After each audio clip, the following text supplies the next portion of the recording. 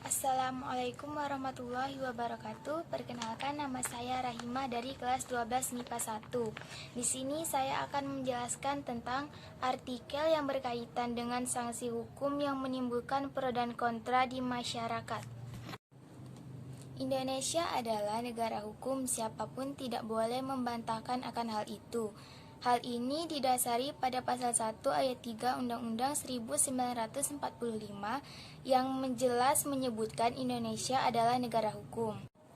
Sistem hukum the rule of law lebih dikenal di kalangan negara Anglo-Saxon dengan salah satu ciri khasnya adalah kedudukan yang sama di depan hukum atau equality before of the law.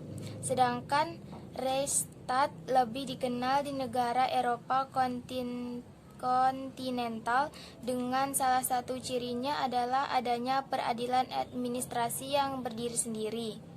Indonesia sendiri mengadopsi keduanya dengan adanya peradilan administrasi yang mandiri yang diatur oleh Undang-Undang Nomor 5 Tahun 1986 dan menjamin kedudukan yang sama di depan hukum yang dijelaskan oleh pasal 27 ayat 1 Undang-Undang Dasar 1945 Negara Republik Indonesia.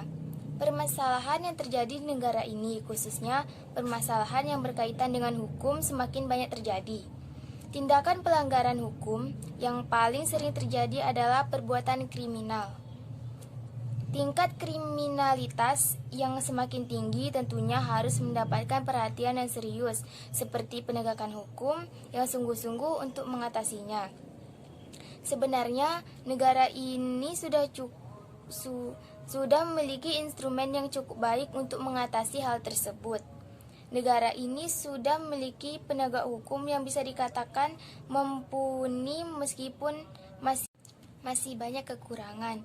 Menurut keilmuan hukum, ada hukum pidana yang dapat digunakan sebagai ilmu untuk mengatasi persoalan tersebut. Hukum pidana sebenarnya merupakan istilah yang mempunyai banyak pengertian. Penjelasan terhadap pengertian hukum pidana dirasa sangat urgen. Karena itu, istilah hukum pidana merupakan istilah yang mempunyai lebih dari satu makna. Hukum pidana dapat didefinisikan sebagai bagian dari keseluruhan hukum yang berlaku di suatu negara, yang mengadakan dasar-dasar dan peraturan untuk menentukan perbuatan-perbuatan mana yang tidak boleh dilakukan, yang dilarang dengan disertai sanksi atau ancaman yang berupa pidana tertentu bagi barang siapa yang melanggar larangan tersebut. Menentukan kapan dalam hal apa kepada mereka yang telah melanggar larangan itu dapat dikenakan atau dijatuhi pidana sebagai yang telah dicamkan. Menentukan dengan cara bagaimana pengenaan pidana itu dapat dilaksanakan apabila ada orang yang disangka telah melanggar hukum tersebut.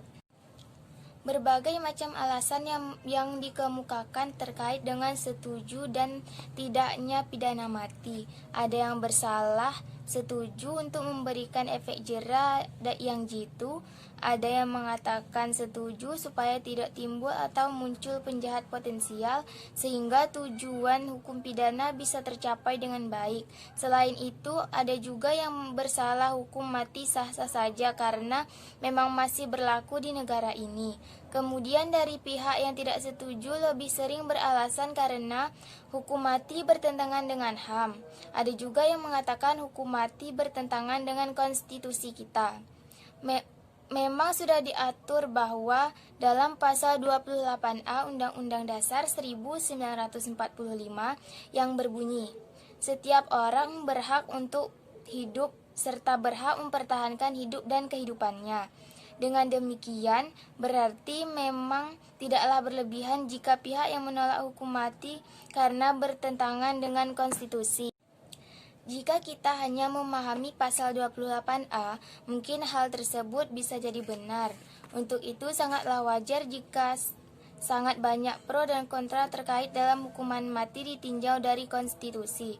Akan tetapi jika kita tinjau lebih luas lagi, khususnya dari segi hukum dan ketatanegaraan, ada pihak yang sudah pernah mengajukan uji review di Mahkamah Konstitusi terkait dengan apakah hukum mati bertentangan dengan konstitusi atau tidak. Terhadap uji review tersebut, akhirnya lahirlah putusan nomor 2-3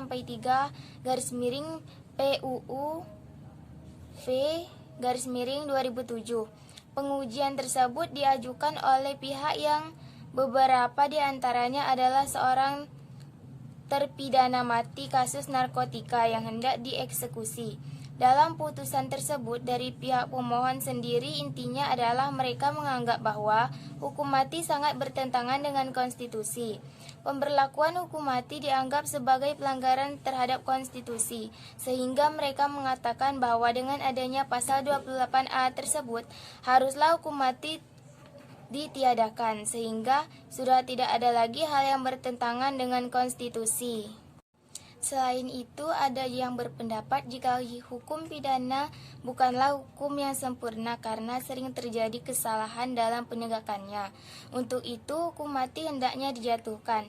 Bahkan ada juga hakim yang berpendapat bahwa tidak ada hukuman mati yang ada di Undang-Undang Narkotika, tetapi seluruh hukuman mati yang ada di undang-undang manapun harus dihapuskan karena sudah bertentangan dengan konstitusi.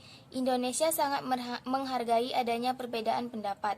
Untuk itu sangatlah wajar jika para pakar hukum terjadi perbedaan pendapat, apalagi bagi kita sebagai masyarakat luas dengan berbagai latar belakang suku dan agama serta adat kebiasaan yang berbeda.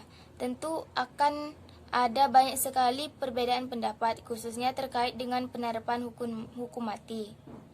Pendapat saya, hal ini tentu sangat buruk bagi dunia penegakan hukum di Indonesia, apalagi jika terkait dengan pidana mati.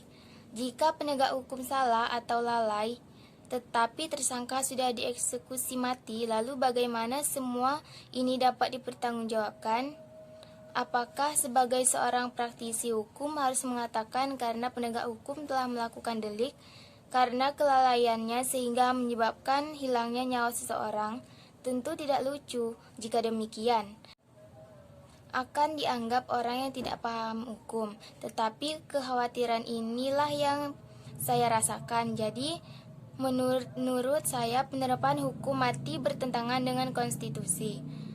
Terkait dengan pro dan kontra terhadap hukum mati, hendaknya lebih baik kita semua berhati-hati dalam bertindak, baik dari pihak setuju ataupun tidak setuju.